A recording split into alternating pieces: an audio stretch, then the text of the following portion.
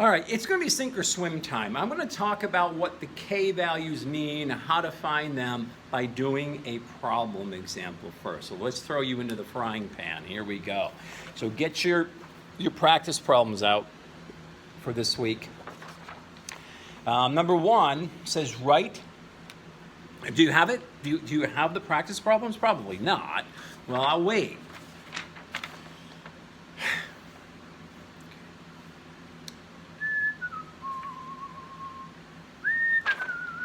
Oh, I don't have my watch on. I'm recharging it. Forgot about that. Did you get them? Okay, good. Come on. You got to be prepared here. Okay, so practice problems for today are going to be the equilibrium problem. Now you look on here and you go, oh my gosh, holy crap on a cracker. Look how many there are. 7, 8, 9 of them. We've never had that many. Some of these actually lend themselves to multiple choice questions. They're not so much problems as they are.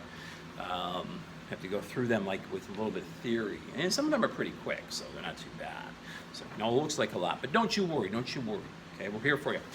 Question 1, write the expressions for Kc and Kp, if applicable, for the following reversible reactions at equilibrium. Okay, so let's take our first reaction on here. So we're doing problem 1, part A. And we've got some hydrogen fluoride. If it's in a solution, that would be hydrofluoric acid. And we've got some water, good old liquid water. Now I'm going to write the states that these are. This is important. This is aqueous, this is a liquid, a reversible reaction, double arrow, so the product's going to make the reactants are going to make products, just keep shifting back and forth in equilibrium with equal amounts going both directions.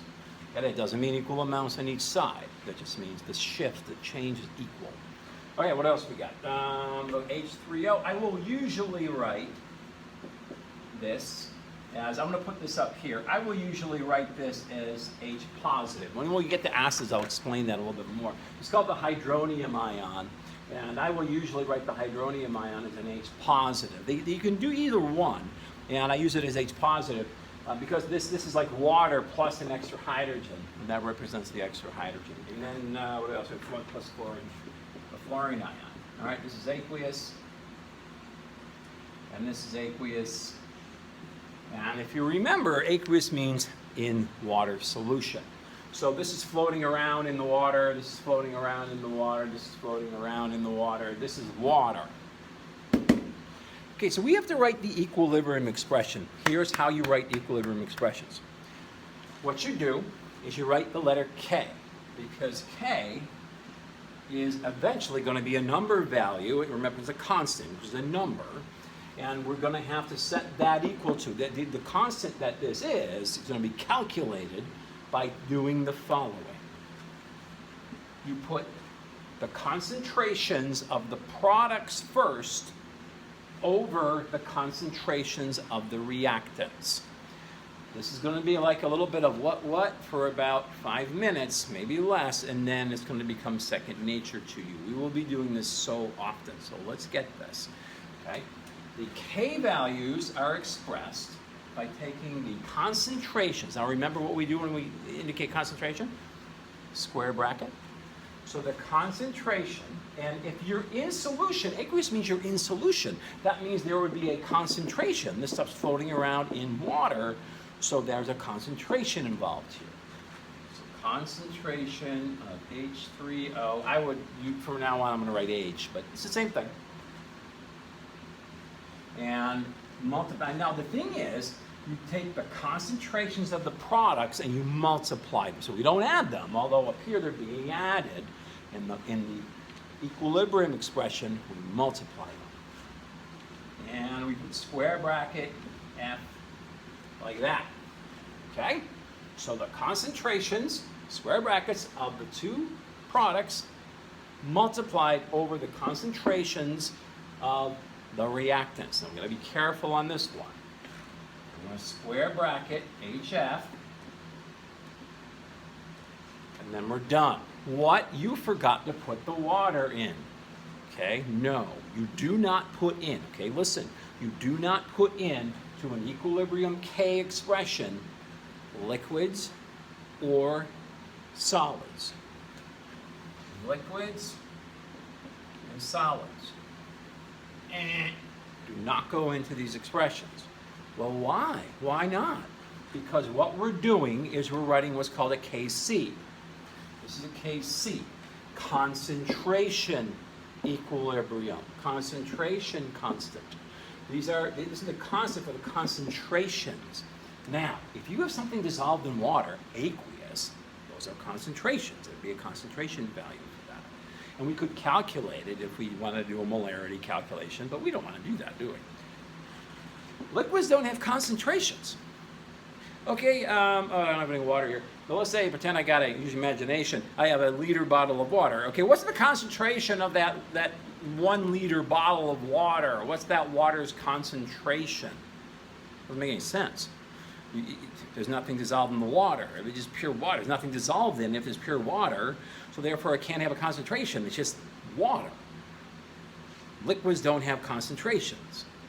Aqueous solutions do. Solids. We don't put solids in either. Solids don't have concentrations. Hey, what's the concentration of that lump of copper you have in your hand? The concentration of this lump of copper? Doesn't make any sense. It's not dissolved in water, exactly. Therefore, it doesn't have a concentration. Okay? So we do not write liquids in these expressions. This expression is done. That's a KC using concentrations. Now, this also said use a KP if applicable. For A, not applicable. KP means pressure. It means gases. No gases. So therefore, I will not write a KP expression. I don't have any gas for pressure. Okay, A is done. All right.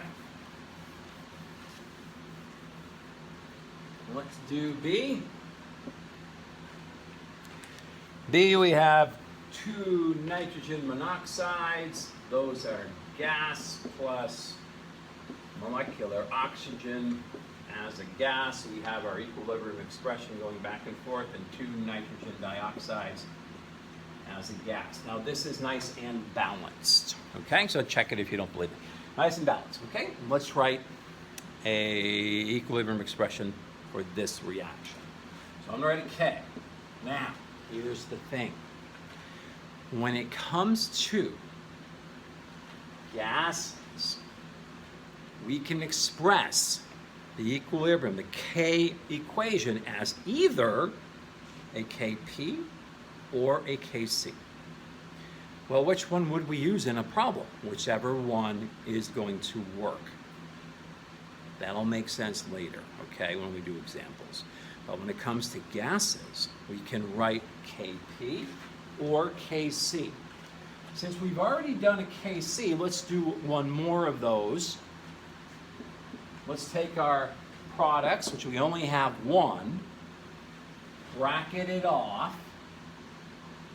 Now, gases can be dissolved as a concentration in water. You can get a concentration out of that. So that's why you can get a KC.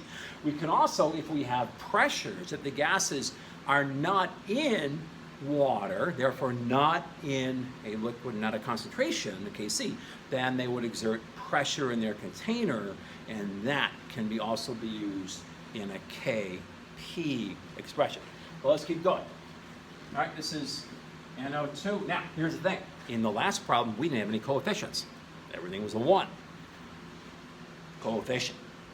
What do you do with that? Exponent. That becomes an exponent.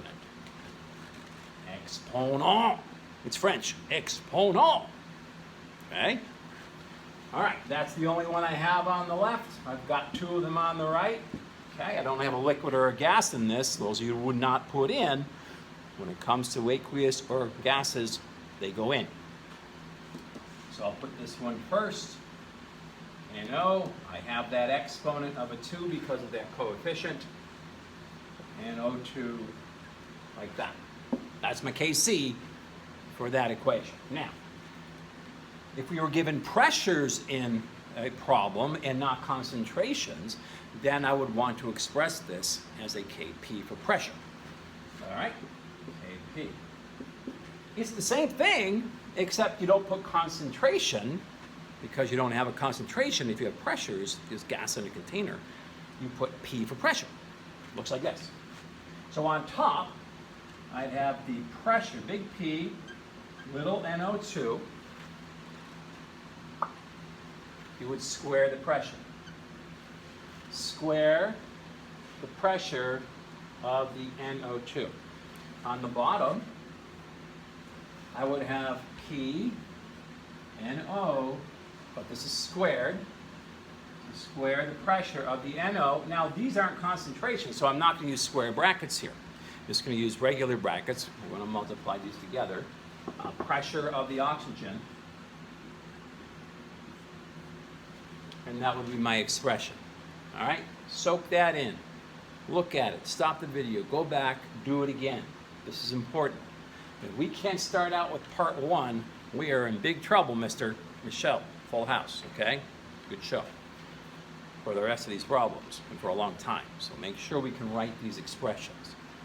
Okay, when gases, we can write them as Kcs, square bracket, or Kps, pressure. Don't forget the exponents.